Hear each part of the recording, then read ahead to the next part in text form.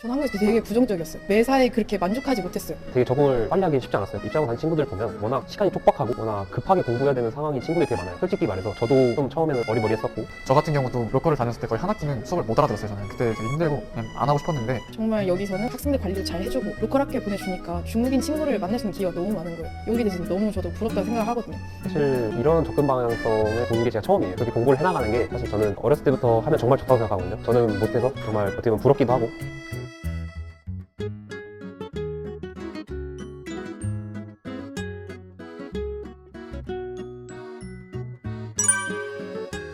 네, 안녕하세요. 저는 복단대학교 임상의학에 재학 중인 이은승이라고 합니다. 복단대학교 3학년 광고학과를 재학 중인 박규건이라고 합니다. 지금 복단대학교에서 국제정치학 전공하고 있는 김상권이라고 합니다. 안녕하세요. 저는 절강대학교에서 전파학을 전공하고 있는 양윤서라고 합니다. 안녕하세요. 절강대학교 국제경제학무역학과 전공하고 있는 정성현입니다. 이게 막상 중국에 와서 유학을 해보고 몸으로 직접 경험을 해보니까 유학이라는 게 저에게는 뭔가 새로운 길이 열렸다는 느낌이 들었어요. 저는 한국에서 되게 부정적이었어요. 되게 부정적이었고 매사에 그렇게 만족하지 못했어요. 그런데 이게 중국에 와서 제가 왜 노력을 해야 되는지 이유가 생기니까 여기에 대해서 또 악착같이 하니까, 그리고 이걸 이뤄내니까 정말 이게 할 수 있다는 이 희망이 보이니까 사람도 부정적인 거에서 좀 변하게 되더라고요. 긍정적으로. 저는 사실 오면은 물론 적응하고 언어를 배우는데 힘들겠지만 무조건 된다고, 저는 가능하다고 생각을 하고요. 그 대신 대학교부터 그렇게 하신다면 큰 어려움이 있지 않을까 하는 생각이 들어요. 왜냐면 낙제 이런 시스템도 있고, 중고등학교 때 로컬 학교나 특히 저는 로컬 학교를 추천을 드리고요. 먼저 그런 프로그램을 잘 알아봐서 못 하시더라도 그냥 와서 그냥 적응하시면 저처럼 이렇게 될 수 있으니까 오셔도 된다고 생각을 해요. 당시에는 로컬 학교 입학을 준비하거나 그런 대비할 수 있는 프로그램이 없었다고 생각을 하기 때문에, 만약에 중국 유학을 준비하시는 분이라면 그런 로컬 학교를 준비하는 프로그램 같은 걸 좀 잘 알아보셔서 저와 같은 어려움은 겪지 않으셨으면 합니다.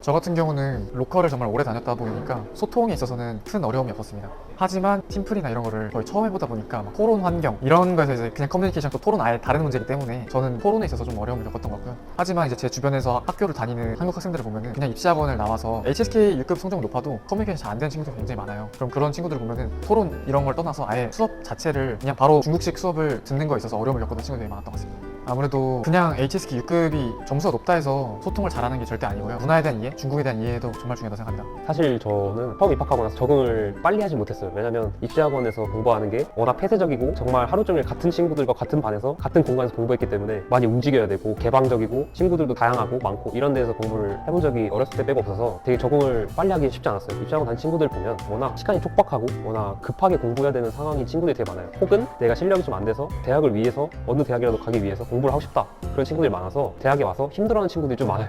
솔직히 말해서 저도 좀 처음에는 어리버리했었고, 근데 이제 로컬 친구들 보면 중국어가 원활하게 되고 중국 친구들이랑 같이 생활을 해온 기간이 길다 보니까 되게 빨리 적응했던 것 같아요. 저희들에 비해서는, 입시학원 친구들에 비해서는 빨리 적응했던 것 같아요. 제가 봤을 때는 아예 한국에서 온 친구들이나 아니면 정말 맹목적으로 입시 시험만 공부한 친구들을 보면은 사실 이제 중국인 친구들이랑 교류할 기회가 로컬 학교보단 적다 보니까 중국어 자체가 딸린다기보다는 이제 일상 대화를 한다거나 아니면 자기가 원하는 그런 의견을 확실하게 말하는 그런 부분에서 좀 어려움을 느끼는 걸 많이 봤고요. 아니면 심한 경우에는 수업 내용을 잘 못 따라간다거나 과제를 잘 작성을 못 한다거나 그런 경우도 본 적이 있습니다. 저는 한국에 계속 있다가 6개월 입시하고 나서 이제 중국 절강대에 입학했기 때문에 1학년 때는 수업을 온전히 이해 안 되는 어려움이 있었습니다. 중국인의 문화를 이해하거나 중국인들과의 커뮤니케이션에서 적지 않은 어려움이 있었기 때문에 그 부분이 가장 힘들었던 것 같습니다. 다른 한국인 학생들 역시 로컬 학교 출신들이 아니라면은 다들 똑같이 중국인들과의 커뮤니케이션이나 성적이나 중국 문화를 적응하는데 많이 어려움을 느꼈던 것 같아요. 일단 로컬 학교는 저한테 있어서 중국어를 정말 빠르게 배우게 해준 환경이었고요. 저 같은 경우도 로컬을 다녔을 때 거의 한 학기는 수업을 못 알아들었어요. 저는 그래서 그때 되게 힘들고 안 하고 싶었는데, 정말 말 그대로 언어라는 게 자연스럽게 어느 순간 딱 들리더라고요. 어느 순간 딱 들리는 순간부터 제가 실력이 가파르게 상승하더라고요. 또 이게 책으로 배우는 언어랑 실생활에서 사용하는 언어가 또 다르다고 생각하거든요. 저는 중국인 친구들이랑 말할 때도 그런 사소한 거에 있어서 친구들이 되게 놀라요. 저는 이제 그런 게 다 또 문화라고 생각하기 때문에 그런 거를 자연스럽게 배운 거에 있어서 되게 감사하다고 생각합니다. 우선은 로컬 학교에서는 일단 과목 수가 훨씬 많잖아요. 입시에서 저희가 하는 것보다. 나중에 입시를 준비하면은 내가 옛날에 배웠던 게 쓸모없는 거 아니야라고 생각할 수 있는데 사실 그게 다 그냥 기본 베이스가 되거든요. 나중에 제가 생활을 하다 보면. 그래서 결국에는 대표적으로 어문, 수학, 영어 세 과목을 공부를 하지만 결국엔 영어랑 수학은 겹칠 수밖에 없어요. 범위가 겹칠 수밖에 없고 특히 수학은 난이도가 비슷하거나 아니면은 조금 입시 시험 좀 더 어려운 수준? 약간 그 정도 수준이고 특히 영어는 확실히 중국 시험보다 조금 더 어려웠던 것 같아요. 저는 개인적으로. 어문은 일단은 언어니까 아무래도 정말 공부해야 되는 양이 엄청나게 많아요. 사실상 겹칠 수밖에 없습니다. 왜냐하면 거의 기본이기 때문에 일단 범위가 겹칠 수밖에 없어요.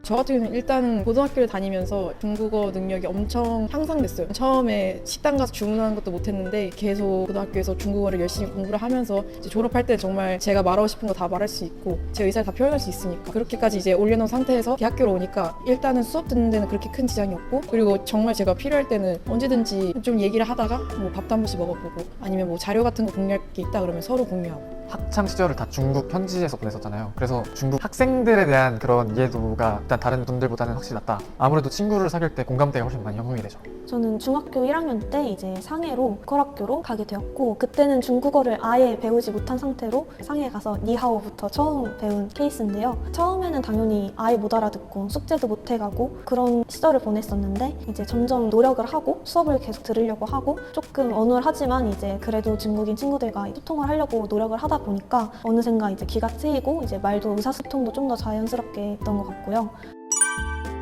일단 로컬 학교 친구들 같은 경우에는 중국어 실력에서 딱 확연하게 보이는 것 같아요. 로컬 학교 친구들은 아 얘가 정말 중국어를 사용하고 있구나 이 느낌이 들거든요. 그리고 특히 약간 중국인들이랑 팀플 같은 거 할 때 의사소통하는 게 확연히 달라 보여요. 뭔가 좀 더 중국인 친구들을 대하는 게 편해 보인달까. 왜냐면 로컬 학교에 있으면 중국인 친구들이랑 같이 반을 지내잖아요. 같은 반에 있으니까 그러면서 중국인 애들이 어떻게 하면 친해지고 얘네들이 뭘 좋아하는지 대략적으로 아니까 팀플이나 아니면 뭐 다른 활동 같은 게 있을 때 중국인 친구들이랑 좀 더 잘 가까워지더라고요. 로컬 학교 출신 학생들은 아무래도 어렸을 때부터 중국어에 많이 노출되거나 중국인들 문화에 많이 적응을 했기 때문에 입학 후에도 중국인들과의 커뮤니케이션이나 성적, 다양한 방면에서 정말 큰 두각을 드러내고 있습니다. 확실히 로컬 학교 출신 학생들은 한국에서 학교를 다닌 친구들보다는 확실히 성적도 잘 받고 중국 문화에 적응도 잘하고 중국인들과의 교류에도 정말 거리낌이 없이 잘 하면서 학교 잘 다닙니다. 저는 막 대학 와서 중국 친구들을 사귀려고 노력하는 과정에서 느꼈던 게 중국 친구들만의 그런 커뮤니티나 자기네들이 쓰는 은어 그런 게 다 정해져 있어요.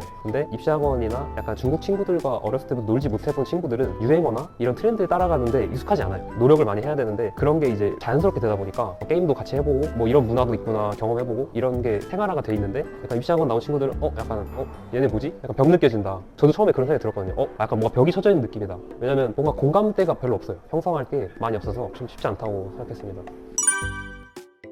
예, 맞습니다. 굉장히 맞습니다. 사실 80%는 그렇다고 보면 됩니다. 제가 다닌 학교가 저도 로컬 학교를 다니긴 한데 저희 학교가 국제반이 따로 있어요. 그럼 그 국제반에는 중국 학생들이었고 모두 외국인으로 이루어진 반인데 저희 학교 같은 경우에는 거의 95%가 한국인이었어요. 그러다 보니까 막상 학교에서 계속 중국어를 사용하라고 얘기를 하는데 이게 한국인들만 계속 있으니까 한국어만 계속 사용을 하게 되는 거예요. 그러다 보니까 만약에 고등학교 때부터 중국어를 더 많이 사용했으면 지금보다 더 향상된 중국어 실력을 가질 수 있지 않았을까 이런 생각이 들기도 해요.